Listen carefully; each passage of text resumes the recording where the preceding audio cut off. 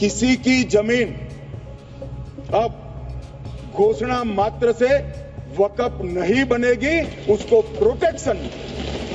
वक्फ संशोधन विधेयक 2025 लोकसभा में पारित होने के बाद राज्यसभा में भी पेश हो गया है। नंबर गेम तो यही कहते हैं कि मोदी सरकार यहाँ भी ये बिल पारित करने में कामयाब हो सकती है। ऐसे में इस विधेयक के कानून बनने के बाद वक्फ बोर्ड से जुड़े कई अहम बदलाव होंगे।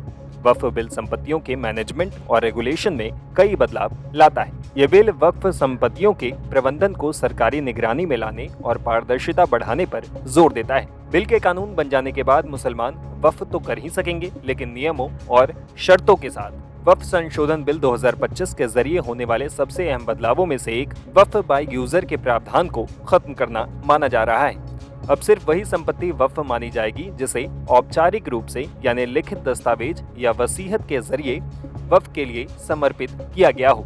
लेकिन पहले ऐसा नहीं था। वक्फ बाय यूजर एक पारंपरिक तरीका था जिसके तहत कोई संपत्ति जैसे मस्जिद, कब्रिस्तान या दरगाह अगर लंबे समय से मुस्लिम समुदाय की तरफ से धार्मिक या सामुदायिक कामों के लिए इस्तेमाल हो रही थी तो उसे बिना किसी औपचारिक दस्तावेज या घोषणा के भी वक्फ मान लिया जाता था। लेकिन लोकसभा में पास बिल में इस प्रावधान को खत्म कर दिया गया है। अब अगर कोई जमीन या इमारत वर्षों से मस्जिद या कब्रिस्तान के तौर पर इस्तेमाल हो रही है लेकिन उसके पास वक्फ का कोई कानूनी दस्तावेज नहीं है तो अब उसे वक्फ नहीं माना जाएगा।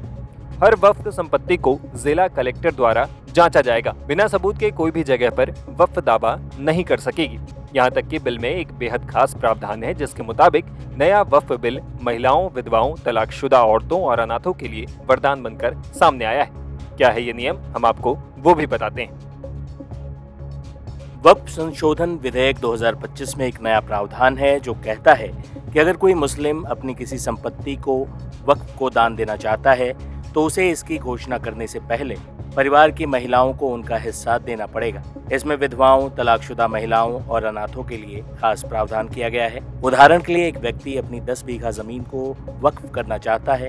उसकी एक बेटी, एक विधवा बहन और एक अनाथ भतीजा है। पुराने नियमों के मुताबिक वो पूरी जमीन को वक्फ में दे सकता था, लेकिन अब उसे इन्हें भी उनका हिस्सा देना पड़ेगा। इसके बाद ही वो अपने हिस्से की जमीन को वक्फ को दान दे सकेगा। अब वक्फ बनाने से पहले ये जांच की जाएगी कि बेटियों, पत्नियों, विधवाओं या तलाकशुदा महिलाओं अथवा अनाथों को उनका हिस्सा मिला है या नहीं। अगर नहीं मिला तो इस संपत्ति को वक्फ नहीं माना जाएगा।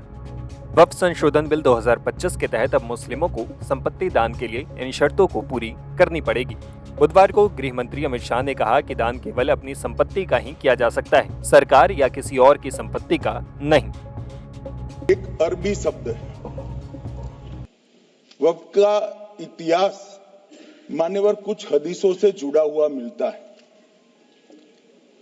और आजकल जिस अर्थ में वक्फ शब्द का प्रयोग किया जाता है इसका मतलब है अल्लाह के नाम पर संपत्ति का दान, पवित्र धार्मिक उद्देश्यों के लिए संपत्ति का दान। मान्यवर वक्फ का समकालीन अर्थ, अभी जो अर्थ हम समझ रहे हैं वो इस्लाम के दूसरे खलीफा श्री उमर के समय में अस्तित्व में आया। एक प्रकार से इसकी आज की भाषा में व्याख्या करें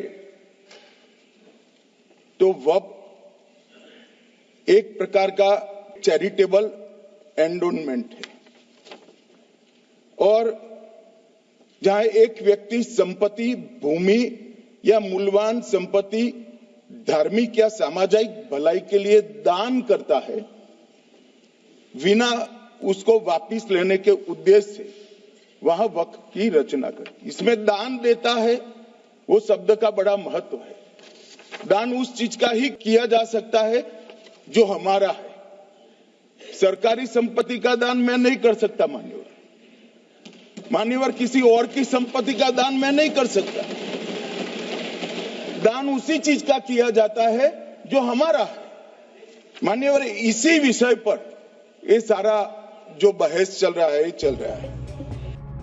गौर करने वाली बात यह भी है कि नए प्रावधान के तहत कोई भी मुसलमान कम से कम 5 साल से इस्लाम को मान रहा हो और संपत्ति का कानूनी मालिक हो, वही वक्फ के लिए संपत्ति दान कर सकेगा। साल 2013 के वक्फ संशोधन में इस प्रावधान को खत्म कर दिया गया था। अब इसे फिर से लाया गया है।